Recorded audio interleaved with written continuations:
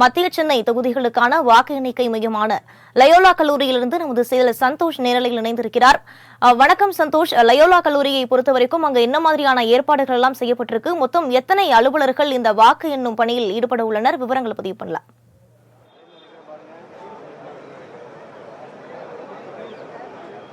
வணக்கம் வினிதா. யார் பிரதமர் என்பதை தீர்மானிக்கக்கூடிய மக்களவை தேர்தலின் வாக்கு எண்ணிக்கைக்கான முக்கியமான நாளாக இன்று பார்க்கப்படுகிறது. மத்திய சென்னை வாக்கு எண்ணும் மையமான லயோலா கல்லூரியில் தான் தற்போது நாம் இங்கு இருக்கிறோம். குறிப்பாக இந்த வாக்கு எண்ணிக்கை நாளான இன்று தொடர்ச்சியாக பல்வேறு பாதுகாப்பு பணியில் காவலர்கள் ஈடுபட்டு இருக்கின்றனர். குறிப்பாக பார்த்தோம் என்றால் வாக்கு எண்ணும் மையத்தில் 300 சிசிடிவி கேமராக்கள் மூலம் தொடர்ச்சியாக கண்காணிக்க ஏற்பாடு என்பதும் செய்யப்பட்டிருக்கிறது. அதே போல எந்த ஒரு அசம்பாவிதங்களும் நிகழாத வண்ணம் 445 காவல்துறையினர் 3 அடுக்கு பாதுகாப்பு பணியில் தொடர்ச்சியாக ஈடுபட்டு வருகின்றனர். வாக்கு எண்ணிக்கை மையமான இந்த லயோலா கல்லூரியின் நுழைவு வாயிலிலேயே உரிய அனுமதி மற்றும் அடையாள அட்டை இருந்தால் மட்டுமே வாக்கு எண்ணும் மையத்திற்குள் அனுமதி என்பதும் கொடுக்கப்படுகிறது. அதே போல அரசியல் கட்சி முகவர்கள் மற்றும் பணியாளர்கள், அலுவலர்கள் உட்பட அனைவருமே இந்த குறிப்பிட்ட அவர்களுக்கான அந்த விதியை பின்பற்றி தான் உள்ளே என்பதும் தொடர்ச்சியாக அனுமதிக்கப்பட்டிருக்கின்றனர். மத்திய சென்னை தொகுதியை பொறுத்தவரையிலுமே மொத்தமுள்ள 1303 வாக்குச்சாவடிகளில் பதிவான வாக்குகளை எண்ணுவதற்காக 6 சட்டமன்ற தொகுதிக்கும் தலா 14 மேசைகள் என மொத்தம் 84 மேசைகள் என்பது இங்கு அமைக்கப்பட்டிருக்கிறது.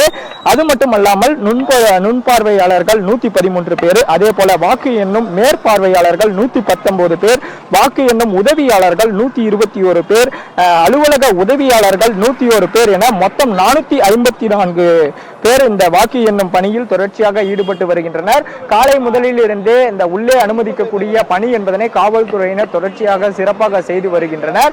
குறிப்பாக ஒளிப்பதிவாளர் நேரலையில் காட்டி வருவதை போலவே அரசியல் கட்சி அந்த முகவர்கள் உள்ளே அனுமதிக்கப்படுவர்களுக்கான தொடர்ச்சியாக அவர்களுக்கான அந்த அடையாள அட்டை என்பதை உள்ளே முறையாக காண்பித்த பிறகாகத்தான் அவர்கள் உள்ளே அனுமதி என்பதும் கொடுக்கப்பட்டிருக்கிறது. உள்ளே செல்பவர்கள் அந்த வாக்கு எண்ணிக்கையை கண்காணிக்கக்கூடிய வகையில் அவர்களுக்கான அந்த லெட்டர் பேட், பேனா உள்ளிட்ட பொருட்களை காண்பித்த பிறகு அவர்கள் உள்ளே என்பதும் தொடர்ச்சியாக அனுமதிக்கப்படுகின்றனர்.